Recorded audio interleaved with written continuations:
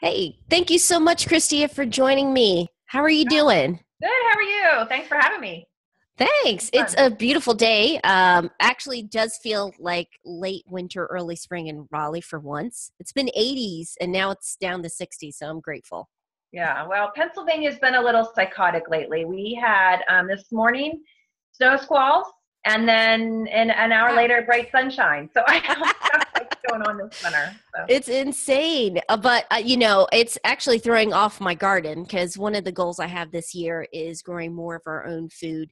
And like it thinks it's spring. My pear tree's already I know. starting to sprout the leaves and a Yeah. little Yeah. worried about that. Yeah. So we'll see how that goes. But I'm so grateful that you're joining me for this Friday on Frugal Foodie because you have a great series about slashing on your grocery bills. I mean, pretty thorough, but Thank you. yeah, I wanted to talk to you about something that's important because I think a lot of people have this misconception that if you're cutting money on your grocery bills, that means you're eating rice and beans and ramen all the time. And I've done it in college. Right. It's you Right. could survive. It's great. Right. But eating healthy, eating well doesn't have to be expensive. So I'm hoping you can help me out with some tips, especially just, as a mom, you and Yeah. I want to take care of our kids, want them to eat well. Right. So with produce, it seems like it can get pretty pricey in certain stores and getting the right things. Are there any tips that you have for keeping things affordable for a regular family? Absolutely. Thanks for having me. And Sure. I love to talk about saving money on groceries because it is really a game for me. And I don't spend a ton of time. I'm not a huge couponer, but I am a bargain shopper. And I Nice. focus on just a few stores. I'm not somebody that shops at multiple places. I just don't have time for that anymore. But I we eat pretty well, and our budget for groceries is about $500 to $550 a month for four. And I have Wow. two tween. I have a almost 9-year-old and an 11-year-old. So, and we're all big eaters. And I think we eat pretty well because we do better. Occasionally a bag of chips falls into my cart, but Yes. we do Just eat pretty falls. well. Yeah, right. So I think the first tip before I go into anything is the number one tip to save money on groceries that I tell people is to meal plan. Plan your grocery trip. Plan your meals, all Hmm. 3 meals, snacks. Plan it all, and that. Are you there? Yeah, I'm there. Oh, there. Okay, sorry. Yeah. Yeah. And that will save you money without doing anything. Just Cool. plan what you're going to eat for the week. Um, and then as far as produce, Hmm. there I have a few tips. If organic is important to you, and you don't want to start a garden because that's a whole other topic. Yes. The number one way that we save money on organic produce was to participate in a CSA, which is called Community Supported Agriculture. And we've taken a break from it for a variety of reasons, but we did it for like 11 years. And our Mm. particular farm, a CSA is when a farmer and the community form a partnership. And we would pay a membership fee up front, Hmm. I think in March. And from April through November, we received a box of organic produce every week. Mm. And per pound, um,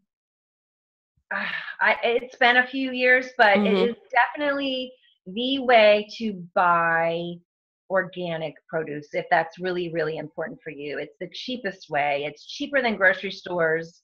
And there's a variety. It follows your growing season. So what you would get Hmm. would be different from what we get in Pennsylvania. So that's probably my biggest tip. Search it, Google it, community supported agriculture, find a CSA in your area. If that is too much for you, Hmm. because there is, I know ours, there was an upfront fee, but Hmm. I think it was like $13 a week. I mean, when you had to Wow. prepay it, but it for the amount of weeks, it came to like $13 a week at the time. My favorite tip Hmm. for produce is to find markdowns, and this is my favorite Oh. grocery tip of all. and I do it every week, grocery stores will mark down produce. They'll mark down any food, dairy, meat, bread. And I find Honeycrisp apples for like 49 cents a pound. Now, I don't know if you're an apple Wow. fan, but we love Honeycrisp apples, and they can be like up to $2 a pound. Yeah, my girls love them. I found organic potatoes last week. They marked down, and there was nothing wrong with them. I don't know why they marked them down. They just want to like turn their inventory. Lemons, oranges, apples, onions, peppers, anything is, so figure out, our grocery store has a shelf that's their or manager, I don't know what it's called. Manager. Yeah, like the clearance or special something. Yeah. And they want to they need to get it out of the store. And I go there before I hit any other rack or any other department. I hit up the markdown aisle. So that's my favorite tip for produce. Great. So I'm curious, do you with the produce, say you get a great deal, do you get a lot of it and then like freeze or save some for later, or do you just use it for the week? I guess it depends on what it is. I don't.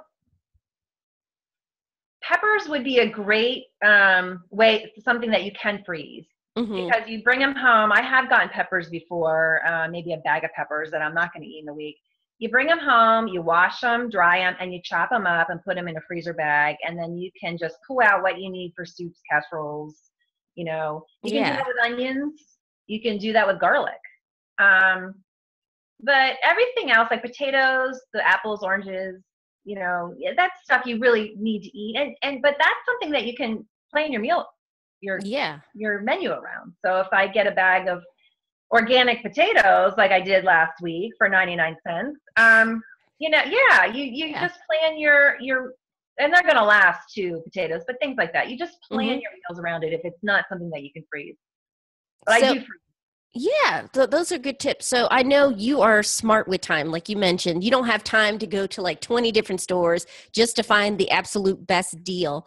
How do you do meal planning? Is it something you mentioned, the breakfast, lunch, dinner, but like how detailed are you? How flexible are you? This is what I do. I have it, I don't think, it's a spiral notebook. I see. Staples, see it. And I use these for everything, actually. They're 17 cents during back to school season. And that's actually what I have some notes on that I'm talking to you about. But what I use for my menu plan. On the left side, I write the day, Monday through Sunday, and because I usually shop on like a Sunday. And you just write your meals, what you're going to eat each day. And then on the right side, I write down dry goods, grocery, produce, and I break the department store into the categories. And then that way I'm not running around the store, when I'm in the dry goods section, I can get everything I need. When I'm in the produce, I know what I need. It's all listed. So just a spiral notebook, and put a clip on it to hold any coupons you might have. And that you're good to go. So it's very easy. So about how long does that take? Because I know some people, if they've never done it before, they're like, oh my goodness, is this going to take me hours? Well, if you've never done it before, what you need to do beforehand is write down all of your favorite meals. If you're a busy family, I don't have time to create a new meal every day. And my family might revolt occasionally, but we, Tuesday taco night, Wednesday spaghetti night, that's pretty almost becoming standard. Yeah. Friday night we either make our own pizza or we make our own stromboli. So make a list of your family's favorite meals and rotate those meals. Maybe it's like 10 to 15 meals. And then I meal plan by week. I can't go longer than that. It's just that's too much. I know a lot of people are successful with that, but I just do it by the week. And when you meal plan, you want to also look if you're at your store flyer, see what's on sale. You want to buy the produce that's on sale. Yes. Right now, asparagus is on sale. It's not only at its best price, but it tastes the best because it's asparagus season. So we'll have asparagus more often in, March and April. And we'll need it in September and October when it's not in season. So That's probably another good produce tip. Eat what's in season. Yes, and that's good. And there's a lot of websites too. If you type in where you live, you can kind of get like those charts, because I had done it actually for gardening to get an idea of when to plant and when to get stuff done, but also for eating. And it can, I know from experience, it can definitely save you a lot of cash with that. Yeah, and So, if you know asparagus is in season, just Google asparagus recipes, and it's just, it doesn't have to be. I think I learned that dinner doesn't have to be extravagant. It just mm-hmm. needs to be healthy and quick, and you want your family to enjoy it. So I do ask for my family's input. What will you eat this week? Yes, especially with kids. You don't know. It changes week to week. And I know I'm not one that I make one meal for all of us. I don't make separate. I'm not a short order cook. Mm-hmm.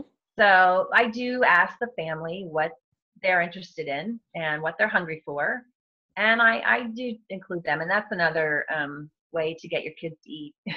Yes. Give them some input. So.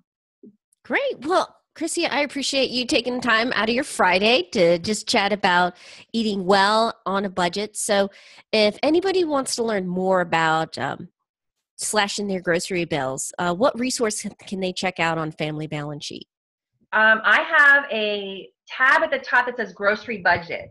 Okay. And if they click that, and I can give you the link also, I did a series last year called 31 Days to Slash Your Grocery Budget. And every day I basically had a task for everyone to work towards eating well, Mm-hmm. eating well on less, slash your grocery budget.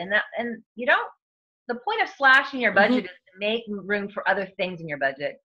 And, I still want to eat well. I want my family to enjoy what what I serve. But it doesn't have to cost a fortune. You can do it really inexpensively. So that was the whole purpose of the series. Oh, that's fantastic. And I'll make sure I'll include a link in the description. So thank you so Thank you so much. much for having me. This was fun, Elle. Thanks.